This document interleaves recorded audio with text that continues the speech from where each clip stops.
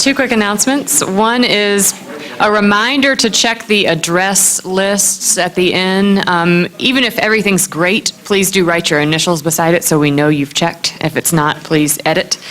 And the word of the day is unicorn. Please write accordingly. And anything else? I don't think so. Please welcome Charles Martin.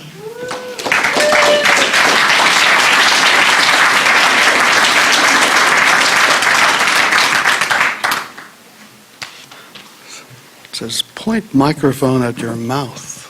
Okay. Thank you very much. And I want to thank Wyatt again for bringing me here to do another craft lecture, and to thank Megan and Adam and the rest of the staff for all that they've done. It's been a pleasure and a privilege to teach with Alicia Stallings. And I want to thank our fellows and our scholars and our students for making the workshop so wonderful. This is a craft lecture. Excuse me. And somebody else mentioned the fact that it's difficult to pick one's audience and to get at the level of one's audience. And I'm talking today about Elizabeth Bishop to a room in which many of my colleagues and some of my students are actually experts on Elizabeth Bishop. And I hope fervently that they won't count this as a wasted hour, and that those who are coming to Bishop for the first or second time will enjoy the talk. So it's called In Rooms of Falling Rain, The Thoughtful Images of Elizabeth Bishop. Howard Nemiroff once remarked, not altogether seriously, that after having given a great deal of thought to the vexing question of whether or not poets could think, he had come to the conclusion that they could not, but that their poems not only could, but did. He might perhaps have had the work of Elizabeth Bishop in mind. Few poems exhibit more eloquent signs of intelligent life than hers do, so that it ought to be easy enough for us to trace our way back from the intelligence of the poems to the existence of an intelligent creator. Bishop, however, often seems to be trying to convey the impression that it was in fact the poems rather than the poet that did the thinking. She rarely chose to articulate the ideas she had about her craft, and unlike most of the other significant poets of her generation, she did very little reviewing and wrote no critical essays. Even in her occasional interviews, Bishop frequently presented or disguised herself as one for whom the business of actually saying something about the art which she so impressively practiced was somehow beyond her, though not beyond others whom she admired. Quote, "Oh, in their interviews, Miss Moore, Marion Moore, always said something to make one think very hard about writing, about technique. And Robert Lowell always says something I find mysterious." That may be discretion there on her part. Although Bishop seems to have felt little impulse either toward the Vedic utterance or the inspiring shop talk, she was one who thought hard about the art of poetry, and even, though not often, articulated her thoughts in prose. The evidence can be found in Robert Giroux's useful edition of her letters. Among the earliest are several written to Ivor Winter's student, Donald Stanford, written when Bishop was still a student at Vassar. In one of them, she describes the kind of poem that she is attempting to write as one which, quote, which is in action with itself, unquote, rather than one by implication at rest in a particular form. She seems to have felt that Donald Stanford's poems were maybe just a little bit too much that way, too much at rest in their particular forms. And she quotes with approval M.W. Kroll on the writers of the Baroque style in prose. Quote, "Their purpose was to portray not a thought, but a mind thinking," unquote. This, of course, is what many of her best poems do. They reenact experiences rather than comment on them, often presenting themselves as processes working their subjects toward some partial resolution or conclusion. And I cannot help but notice that in talking about them in this way, I seem to be agreeing with Howard Nemeroff, not the poet's thought, but the poems. If a poet is successful in presenting us with the appearance of a mind thinking, it will seem that she has effaced herself from the process, leaving the poem itself out there to do the thinking for her. This may, in fact, be nothing more than whimsy on my part, but it is a whimsy that I have a good deal of trouble resisting, and so, for the moment, I'm going to yield to it.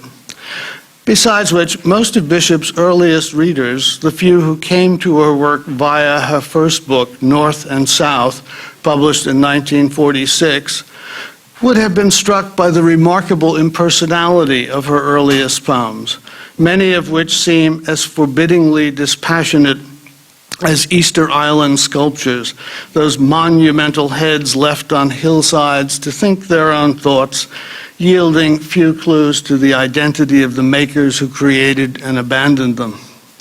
Where is the author behind the work? For the most part, the characteristic poems of North and South seem to be meditating on their own processes, or more generally on the nature of the art they represent.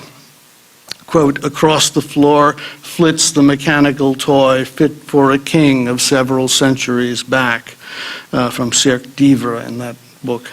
There are few clues to her identity, and a rare employment of the first-person singular pronoun is most commonly seen in poems whose actions seem to emerge from dreams, as in Chemin de Fer. Alone on the railroad track, I walked with pounding heart. The ties were too close together, or maybe too far apart. Or they emerge from poems that clearly are the representations of dreams, as in The Weed. I dreamed, quote, I dreamed that dead and meditating, I lay upon a grave or bed. The I here is another, someone who is only partially identifiable as the poet. The only poem in North and South where the I appears without either a fictional or a dreamlike qualification is her best-known poem from this period, a poem quick to find its way into the anthologies, The Fish, whose action occurs during daylight hours. The I who caught the tremendous fish is not dreaming, but fully awake. What I have said about the impersonality of poems in North and South is largely true of the poems in her second collection, A Cold Spring, which appeared nearly a decade later in 1955. Despite a flurry of clearly personal poems that appear at the end of that book, a few of which might have been taken as love poems, plus a pair of witty and charming addresses to Bishop's friends Marianne Moore and Louise Crane, the characteristic poems of that volume seem to be considering their own processes with only occasional reference to the life of their maker. Almost a decade went by before the next collection of poems, Questions of Travel, appeared in 1963. And the reader who began reading Elizabeth Bishop with that collection, as I did, would have discovered in the very first poem of that book a poet rather different from the one who had come before. Arrival at Santos is personally revelatory on a variety of overlapping levels. That's on your handout there, the parts that I'm going to read. Here is a coast, here is a harbor. Here, after a meager diet of horizon, is some scenery, impractically shaped and, who knows, self-pitying mountains, sad and harsh beneath their frivolous greenery, with a little church on top of one. The first sentence of the poem, composed in lines of casually accentual meter, with its light verse rhyming of scenery and greenery, and its self-interrupting question, only manages to reach its deflatingly comical conclusion at the beginning of the second stanza. Arrival at Santos reveals much about the speaker, besides her need for cigarettes and bourbon. She is judgmental in a way that might open her up to mild censure, especially if one happens to be a port in Brazil. The poet also displays a gift that she has hitherto kept successfully under wraps, not only a sense of humor, but one given over to slapstick comedy. Please, boy, do be more careful with that boat hook. Watch out. Oh, it has caught Miss Breen's skirt. There, Miss Breen is about 70, a retired police lieutenant, 6 feet tall, with beautiful bright eyes and a kind expression. Her home, when she is at home, is in Glen Falls, New York. There, we are settled. There is not only a delight in comedy, but also a delight in being explicit about someone else, the retired Miss Breen, that suggests an altered sensibility in these new poems. And we feel confident, at least I think we do, that when she concludes Arrival at Santos with, "We are driving to the interior," the first person plural is not a mere formality, that it includes a significant other, and that further revelations will follow. There are surely many reasons behind the great shift between the author's earlier inscrutability and her later openness, relative openness. One would assume that Bishop's relationship with Lota de Macedo Soares, the Brazilian woman to whom she dedicated Questions of Travel, is one of them. But the years when she was working on the new poems were years when, in the United States, poetry was shifting from the formal and impersonal to a metrically casual and decidedly more personal approach to the art. Self-revelation was in the air, and despite her distance from the United States, Bishop was well aware of developments up north. No matter how singular an artist's vision may be, few are willing to take the risk of not having lived in their own time. Given the personal and biographical elements in the characteristic poems of Questions of Travel, and given the greater interest in the life of an increasingly popular poet, readers no doubt began to scan anew the earlier poems for evidence of autobiographical intent.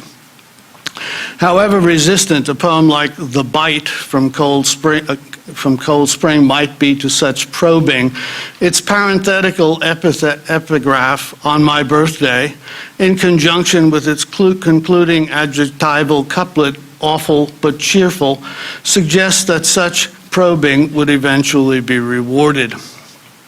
To return to my earlier conceit about poems thinking, it may be that what many of them are thinking about is the hidden part of the iceberg, the secret that needs to be revealed concerning the death of her father in her infancy and the disappearance of her mother only a few years later, and the way in which these events shaped the rest of her life.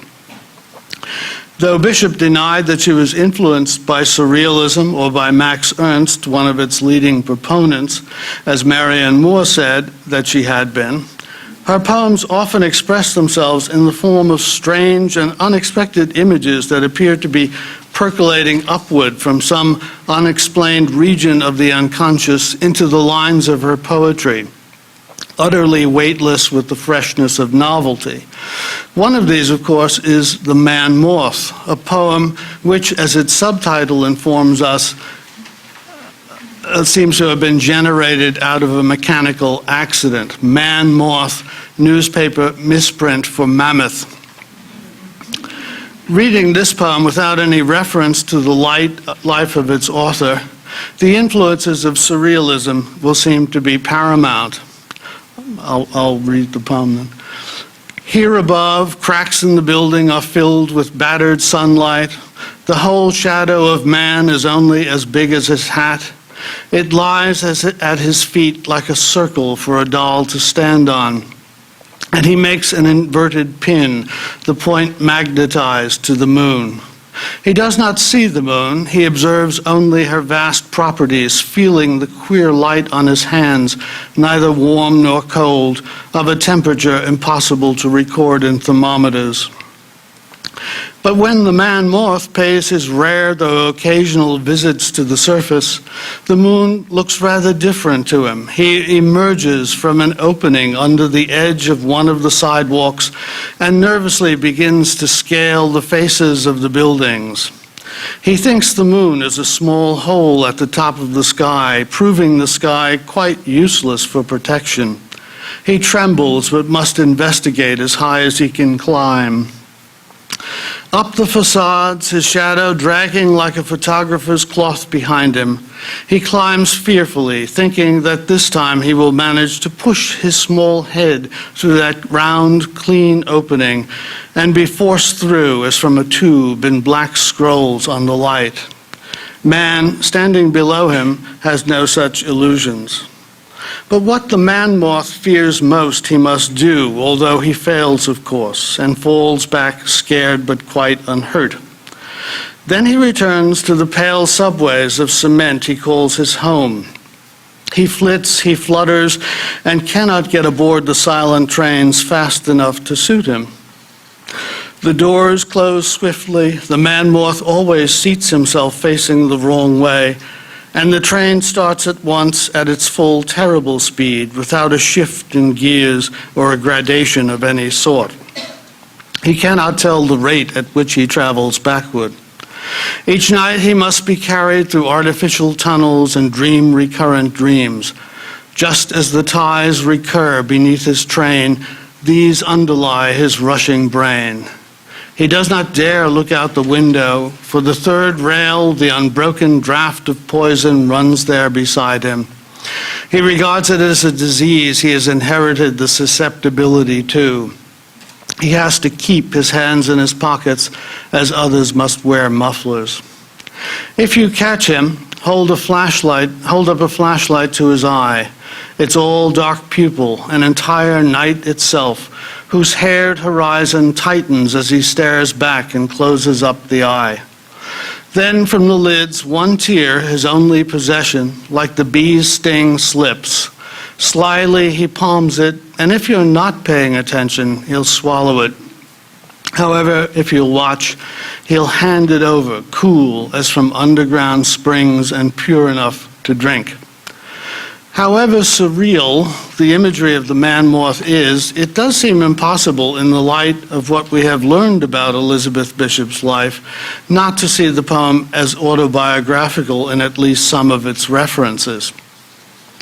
In his essay on the man-moth, Anthony Hecht, after tracing the art historical sources of the surrealistic vision back to a painting by Hieronymus Bosch, sees in the misprint itself a Freudian slip of the kind that, quote, are always laden with matters of enormous consequence, revelatory of materials we have done our best to suppress. Quote, a disease he has inherited the susceptibility to, unquote. If a parent goes mad, does this determine anything about the destiny of the child? If we agree with Anthony Hecht that the man-moth is a Freudian slip, then surely it must refer not just to the father missing from her life, but to the mother as well. The conjoined man-moth refers to both of them, and is the clearest expression in these early poems of the central mystery of her life, the puzzling absence of mother and father. Bishop's father died when she was 8 months old, and her mother was institutionalized for mental illness when she was about 5 years old. The exploration of that mystery becomes the work of several of the poems in questions of travel. And here, although the poet is herself present, one is tempted toward the belief that it is the poems themselves working through their images and tropes that are doing much of the work. Water in various bodies and forms is common enough in Bishop's work as to be unremarkable when found, as are houses of one sort or another. In a poem, as in life, water usually means one thing and houses another. And very often water and houses are in opposition to one another. If you've ever owned a house, you know what I mean. In a number of Bishop's poems from Questions of Travel, the ideas of water and house come together, creating an image that is itself a figure of speech, a paradox, a house of water. This new figure constitutes either a house that has been infused with water, or in one poem, water that has taken on the qualities of a house. The house made of water is slowly assembled in one of the first poems in her new book, and then seems to transform itself each time it turns up in subsequent poems. It never takes the same shape twice, never seems to have quite the same value in successive poems. It occurs in poems that deal, either implicitly or explicitly, with the central mystery of Bishop's childhood losses and the shape that those losses gave the rest of her life. The first of these, in terms of in its position in Questions of Travel, is called Squatter's Children. On the unbreathing sides of hills they play, a speck-like girl and boy, alone but near a speck-like house. The sun's suspended eye blinks casually, and then they wade gigantic waves of light and shade. A dancing yellow spot, a pup, attends them. Clouds are piling up. A storm piles up behind the house. The children play at digging holes. The ground is hard. They try to use one of their father's tools, a mattock with a broken haft the two of them can scarcely lift. It drops and clangs. Their laughter spreads effulgence in the thunderheads, weak flashes of inquiry, direct as is the puppy's bark. But to their little, soluble, unwarrantable arc, apparently the rain's reply consists of echolalia, and mother's voice, ugly as sin, keeps calling to them to come in. Children, the threshold of the storm has slid beneath your muddy shoes. Wet and beguiled, you stand among the mansions you may choose, out of a bigger house than yours, whose lawfulness endures. Its soggy documents retain your rights in rooms of falling rain. The paradox involved in the house of water assembles itself slowly and deliberately in the course of the poem. In the first stanza, we see the squatter's children and their house at a great distance. Both are described as speck-like, and they are accompanied by the tiniest of familiar spirits, a dancing yellow spot, a pup. But the weather is growing ominous. The sun blinks and clouds are piling up. In the second stanza, a threatening storm closes in behind them, and they now seem closer to us as we can both see and hear them playing with their absent father's broken tools, two details which suggest the imperiled marginality of their enterprise. The situation may be awful, but they themselves are cheerful as their laughter spreads effulgence in the thunderheads. In the third stanza, Bishop, or her poem, continues to assemble the paradox. The children's house is their, quote, ark, unquote, their shelter from the storm, but its strength is qualified by the adjectives that precede it. Not only is it little, but it is also soluble, since it is made out of paper and cardboard, as such houses are in Brazil and elsewhere in the developing world. It is also unwarrantable, a word with a precise meaning in the world of real estate. An unwarrantable house is one whose title cannot be guaranteed. The last stanza suggests that the distant view we began with has closed up, since Bishop is now able to address the children directly. She begins with an image that transforms water into house by giving the storm a threshold. Houses have thresholds, storms do not.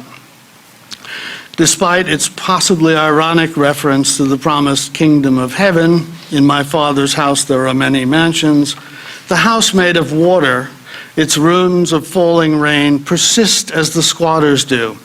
Their permeated roof and walls are transformed into the documents, enduring yet unwarrantable, that support their claims to be there. The paradox of their existence, imperiled and yet continuing, rhymes with the paradox of the house of water. It is easy enough to accuse a sestina of thinking in place of its author, since whatever else it may be about, it must always be about its own business, the formality of repeating the same 6 words over again in different order at the end of 36 lines, which are then capped with a 3-line coda in which the same words appear again, 2 to a line. September rain falls on the house. In the failing light, the old grandmother sits in the kitchen with the child beside the little marble stove, reading the jokes from the almanac, laughing and talking to hide her tears. She thinks that her equinoctial tears and the rain that beats on the roof of the house were both foretold by the almanac, but only known to a grandmother.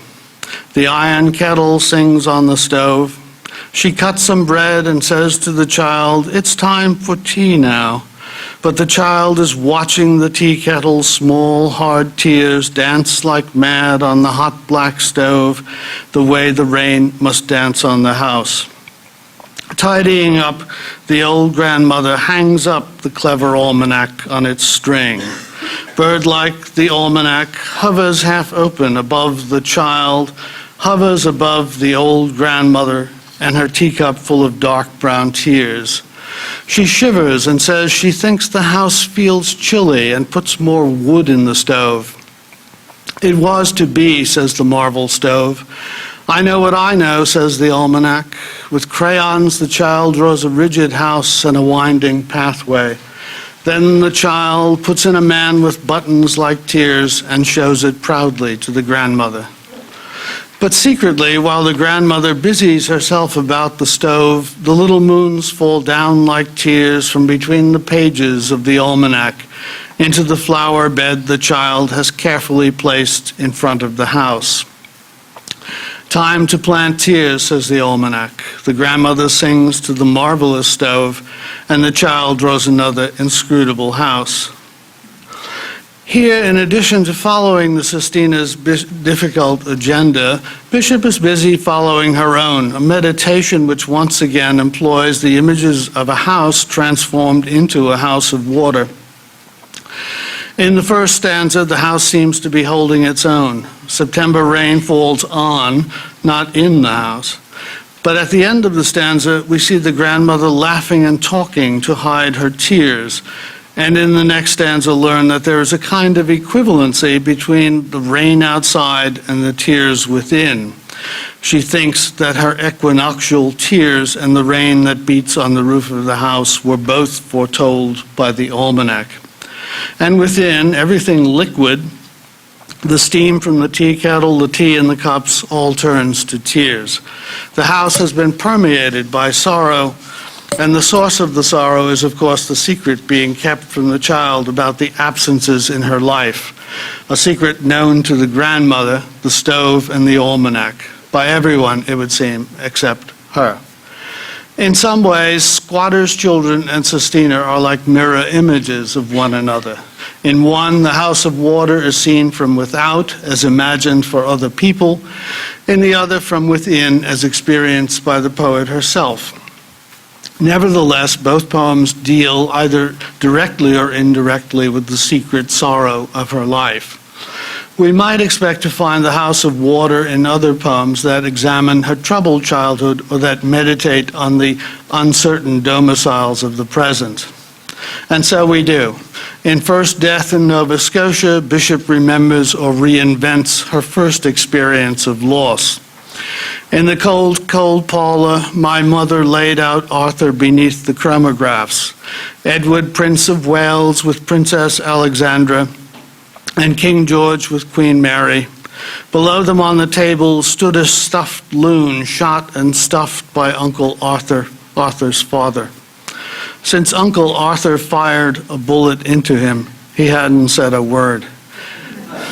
He kept his own counsel on his white frozen lake, the marble-top table.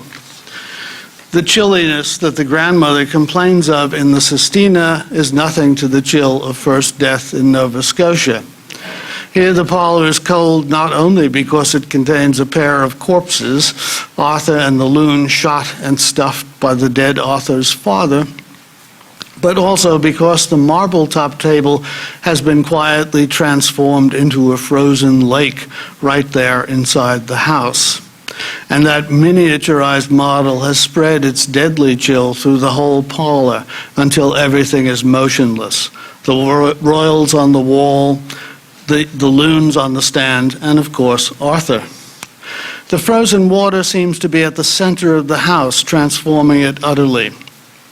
Bishop reiterates the image later in the poem. Arthur's coffin was a little frosted cake, and the red-eyed loon eyed it from its white frozen lake. Frosted, of course, refers to the sugar frosting on a child's birthday cake, but it also refers to frozen water and to Jack Frost, evoked in the next stanza.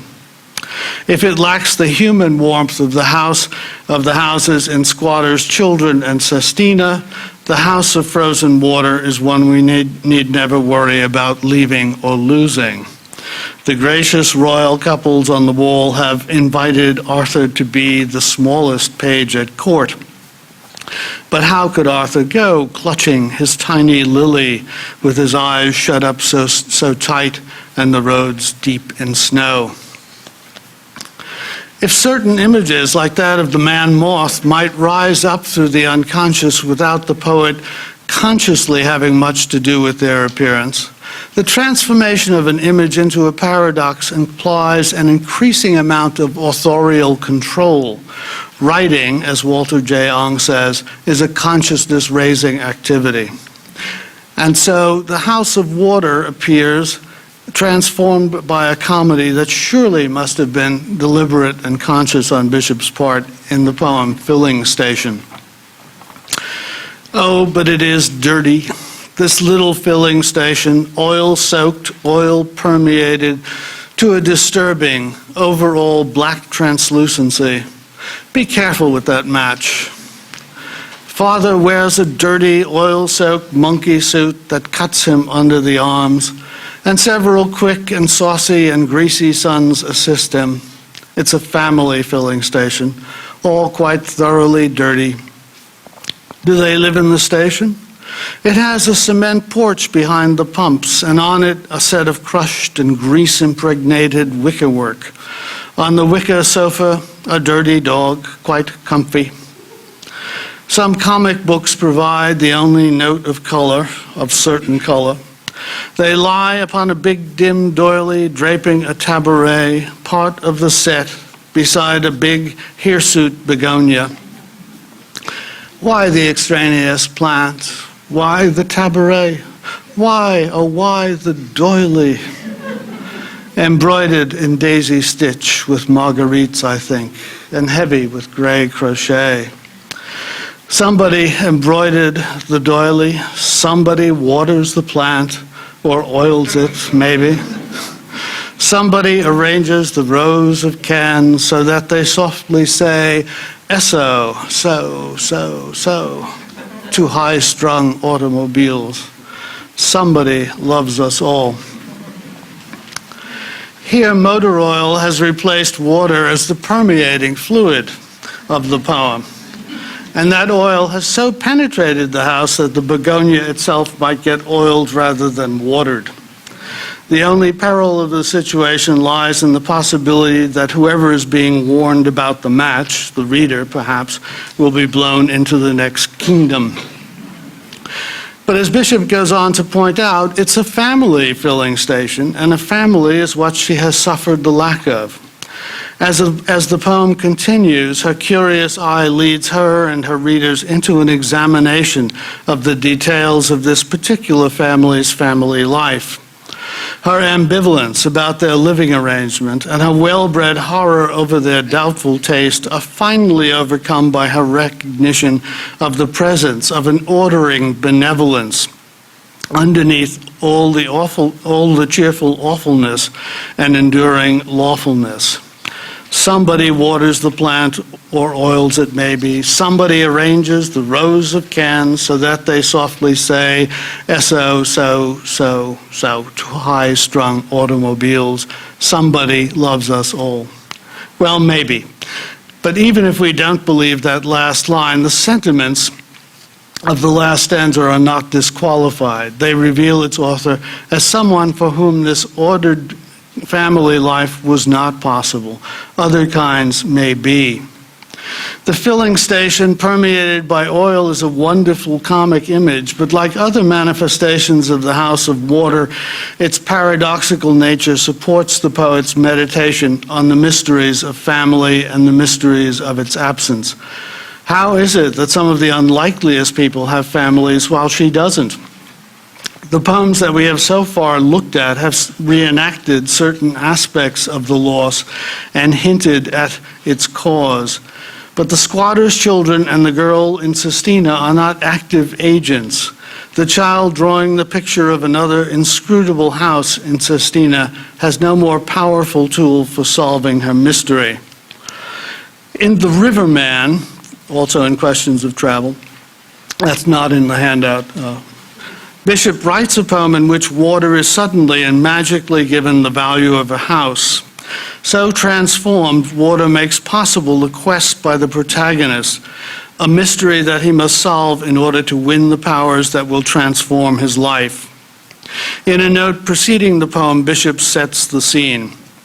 A man in a remote Amazonian village decides to become a witch doctor who works with water spirits.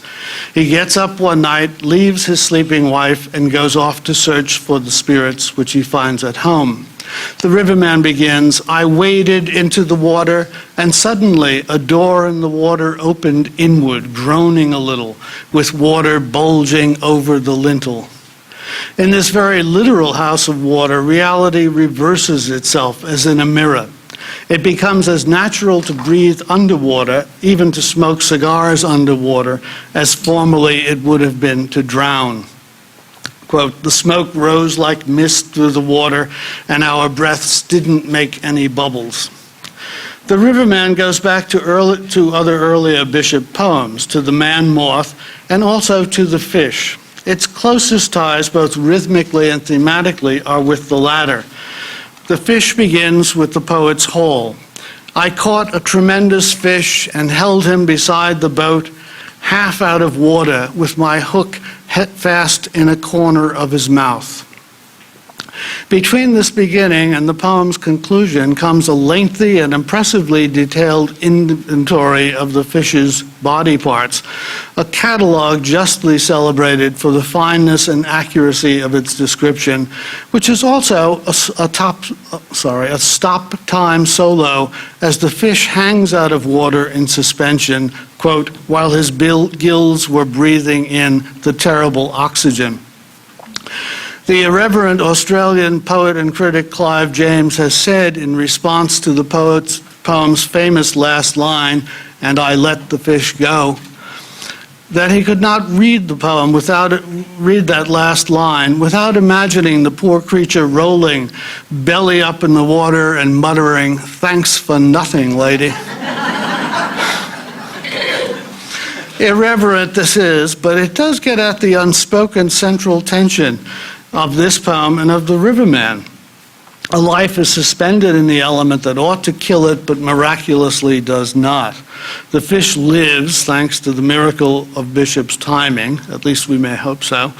The witch doctor's apprentice in the Riverman does not drown because miraculously the water of the river has turned into a house that sustains him in his quest. If the purpose of the quest is to accomplish the knowledge and power that will allow the Riverman to become a shaman, it is also in the imagery of there is also in the imagery of the poem a suggestion that the old familial loss lies behind it as well. In order to win his magic power, the Riverman must find himself a virgin mirror, one that no one's ever looked at, that's never looked back at anyone. When he flashes the mirror into spirits' eyes, he will recognize them and presumably be able to control them. At the end of the Man-Moth, the reader is advised, if you catch him, hold a flashlight to his eye, and the Man-Moth will yield his secret. The similarity between the two poems in this regard suggests a confirmation for the idea that the Riverman's quest is yet another version of Bishop's own. In Bishop's later work, there is really only one poem where the transformed image of the house of water occurs, and it occurs in a way that is decisive, the culmination of a process. That poem is The Moose, which took Bishop almost 20 years to write. It was not finished in time to be included in Questions of Travel, so it appeared in her last book, Geography 3. Like the Riverman, The Moose is centered around a quest, but unlike the earlier poem, this one locates the reward of the quest in the poet's own life, in the recovery and acceptance of her past.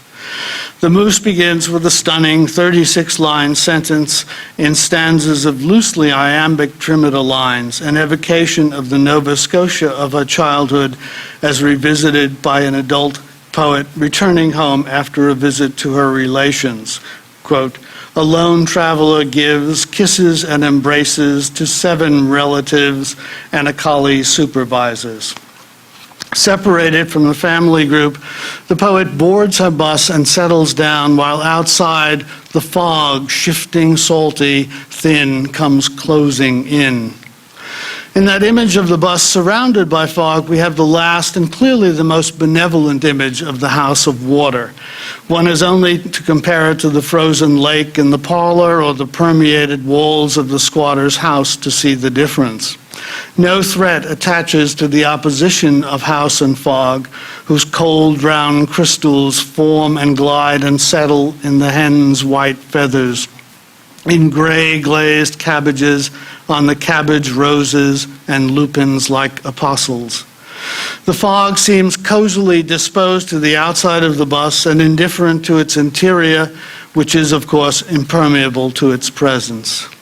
The passengers lie back, snores, some long sighs. A dreamy divagation begins in the night, a gentle, auditory, slow hallucination. In the creaking and noises, an old conversation, not concerning us, but recognizable somewhere back in the bus. Grandparents' voices uninterruptedly talking in eternity. Names being mentioned, things cleared up finally. The bus reveals itself as the house that the poet has been looking for all of her life, an appropriate, if ironic, outcome for one who spent so much of her life in traveling. A place of mediation between her childhood and her adult life spent largely elsewhere. The revelations of the poem are not spectacular. They amount to a small catalog of familiar losses told by familiar spirits. The losses are hers and not hers, or rather they are her losses told as though they belong to other people. Quote, what he said, what she said, who got pensioned. Deaths and sicknesses, the year he remarried, the year something happened. She died in childbirth. That was the son lost when the schooner foundered. He took to drink. She went to the bad. When Amos began to pray, even in the store, and finally the family had to put him away. The accidental death of a woman in childhood and the insanity of Amos create a kind of reverse rhyme that comes near the tragedies of her own life. Nodding along with the voices on the edge of falling asleep, the poet accepts these revelations as her own. At that moment, the driver suddenly stops the bus. A moose, quote, a moose has come out of the impenetrable wood and looms rather, in the middle of the road. It approaches. It sniffs at the bus's hot hood. The moose is, to be sure, a real moose, but its appearance in this poem at this point gives it resonance in a number of ways. It is a confirmation that the poet's quest for her troubled past has been successful. It validates the revelation that the poet has experienced on the bus, a kind of synchronous epiphany, inspiring poets and passengers with an inexplicable feeling of joy. We all feel it, she affirms. The moose also seems like one of the totemic beasts sought by the Riverman in the waters of the Amazon, the dolphin that could be immobilized when blinded by the light flashing in its eyes from a virgin mirror. The bus driver carefully turns off the headlights to avoid blinding the moose. Like the Amazonian spirits and the Man-Moth, the moose represents a perfectly adequate symbol of past coming into present. It is tempting also to see the moose, an archaic beast coming back into the present, as a kind of mammoth, both in size and character, a kind of healed version of the Man-Moth representing the end of Bishop's quest. After the moose, the idea of the house of water almost disappears from Bishop's poetry. The quest has been achieved, the opposition has been dismissed, and there seems to be no threat at all. What happens then to the house of water? What I think happens is something like this. When the paradoxical opposition of house and water is resolved by the poet's acceptance of her past, that affirmation generates another set of images in Bishop's poetry, images of coincidence. When Bishop overheard and listened to her ancestral voices speaking in the bus and speaking in her own head, and then set those voices down in her own words, that coinciding, their voices together now with hers, generated other images of coincidence. The first of these, of course, is the small miracle of the moose coinciding with the busful of passengers who find joy in its presence. Coincidence, which the dictionary describes as the remarkable concurrence of events without a causal connection, unplanned and unexpected, may perhaps be considered as a soft or softened paradox. The appearance of the moose on the bus,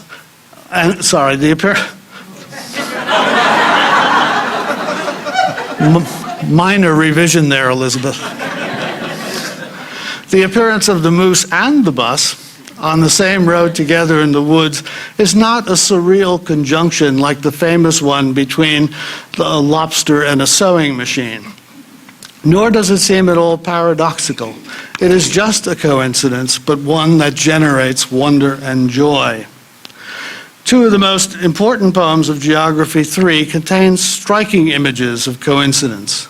There is In the Waiting Room, in which the 6-year-old Elizabeth is waiting for her aunt Consuela at the dentist's. Her aunt suddenly screams, neither loudly nor too long, and as Bishop recalls, what took me completely by surprise was that it was me, my voice in my mouth. Without thinking at all, I was my foolish aunt, and we were falling, our eyes glued to the cover of the National Geographic, February 1918. That coincidence, the voice of the older woman suddenly and inexplicably in the child's head, matches the coincidence of voices, the voices of the grandparents being in her head in the bus heading back from Nova Scotia. The epiphanic moment of In the Waiting Room leads to the poet's sudden recognition of identity and separation, the understanding that she is not only one, but one of them too. But one of them too. And in the minimally entitled poem, minimal entitlement being what it is about, that's minimally entitled, quote, poem is the title.